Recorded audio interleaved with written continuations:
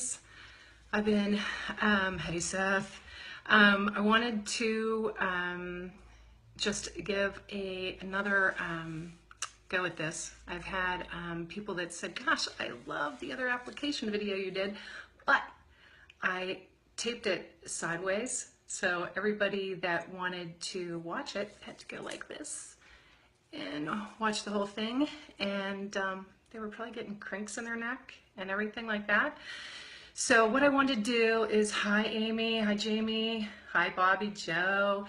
I wanted to just give a quick little application video just to kind of show you how to get the best out of your 3D fiber lashes. I'm gonna put this back.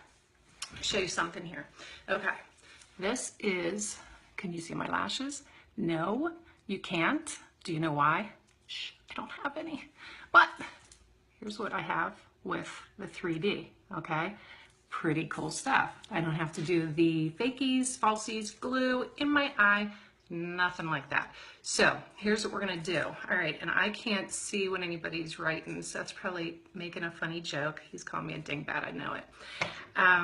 Seth's a very dear friend of mine, and he is a jokester, so I know you're gonna see some comments on that.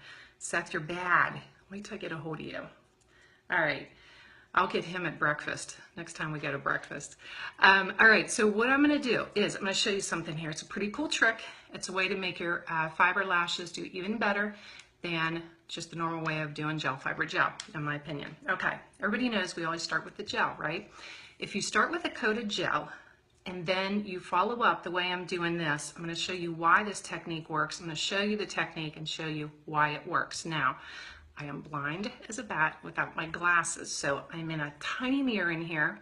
So if I move to the side a little bit to see what I'm doing and you can't see, I promise I will do the best I can to show you. I'm actually going to try to move a mirror in front of me here, and maybe that will help. Okay, I'm going to start with the gel.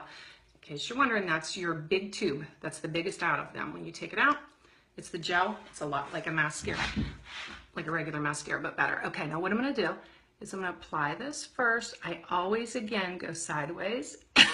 Pardon me, I'm still coughing, guys, so once I start, it's hard to stop.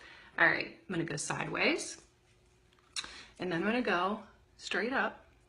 Pardon me. Okay, we're going to go straight up and coat those lashes. And again, remember guys, I'm a little bit older, so I don't see real good. So if you see me all over my eyes with this stuff, just don't tell me about it. Just laugh behind my back, it's probably better. All right, so I did that. Now I'm gonna just kind of brush the top of the lashes, like the top part, and then bring them upward. Okay, so what I'm gonna do is bring this all up so that you get all those lashes sideways, tops, bottom, coated with that gel. Now what happens is, once you've got that coated with the gel, then when you take these fibers, and you can see them on there, what happens is, then those adhere to that wet stuff. So what I always do is I get my fiber and just kind of loosen it a little bit. And again, you might, when you do that, you might see some that might drop on your lashes, but that's okay. And again, you're gonna do the tops, and then the bottom of it, or like bring them upward. And again, if some gets on your cheek, it's no big deal. Okay, now the next step that I do is really super important. Here's the thing. I'm gonna take the blow dryer. It's gonna get noisy. Close your ears. All right, let's put this on high. And blow this upward.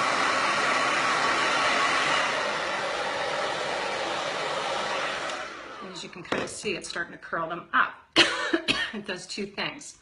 That makes it so that, have you ever done the gel, and then you follow with the fiber, and then you follow right away with the gel, and you find that the gel's taking the fibers off. You didn't let it kind of sit long enough. So then what happens is those fibers start to accumulate in your gel, and it makes it thicker and kind of drier. So if you dry it, two things happen.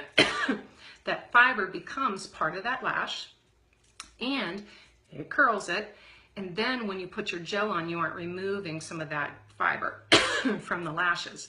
And it helps it so it doesn't get back into the gel tube.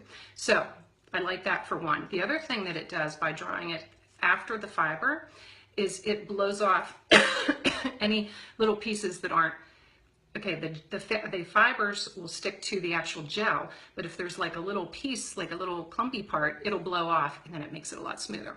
So then I take my gel again and just brush the tops and the bottom, bringing it up, and I'm mostly just concentrating on the tip of the lashes. So again, that's what you're going to concentrate on. And remember, like I said, you might be seeing stuff that I can't see in this little tiny mirror because I don't have a magnifying one or anything. So again, on this coat, you're just going to take, and you can see there's a really big clump of it there, see? But that'll blow off. Okay, so I'm going to do this